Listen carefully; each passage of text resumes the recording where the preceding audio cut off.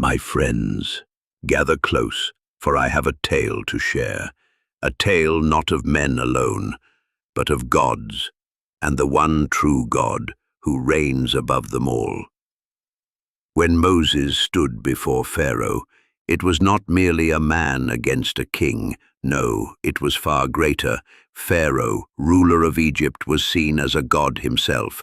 Egypt was filled with idols, each claiming dominion over earth, sky, river, and beast.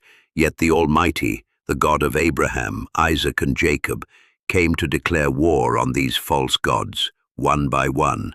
The staff of Moses became a serpent. This was no simple trick, for in Egypt, serpents were sacred symbols of protection and divine power. Yet the serpent of God swallowed the serpents of Egypt, a sign the God of Israel was mightier than their gods of magic and might. Then came the Nile, turned to blood. Egypt worshipped the Nile as a source of life, but the Almighty showed that He alone is Lord of life and death. The frogs, the lice, the flies, each was a mockery of Egypt's idols, for they had gods over fertility, over insects, over the land. Yet none could stop the hand of the Almighty.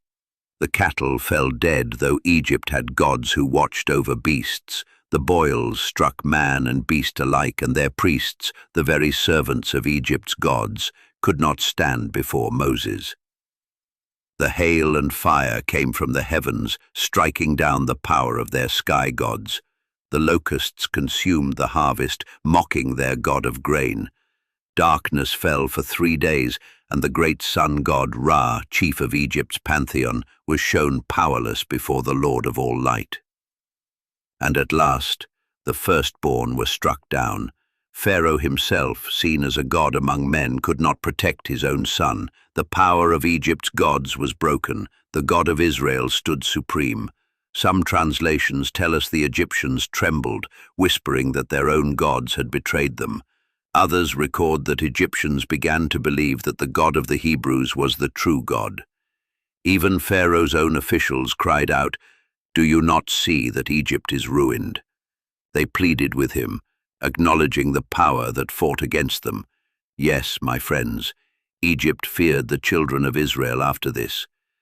They saw with their own eyes that the God of the Jews was not like their silent idols of stone and gold.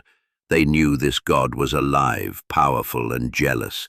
Each plague was not random suffering. It was a judgment, a divine duel, a heavenly declaration that there is no God but the Lord Almighty. So remember this lesson. When the world's powers rise against the children of God, it is not man against man. It is the false gods of this world against the living God, and He has never lost a battle.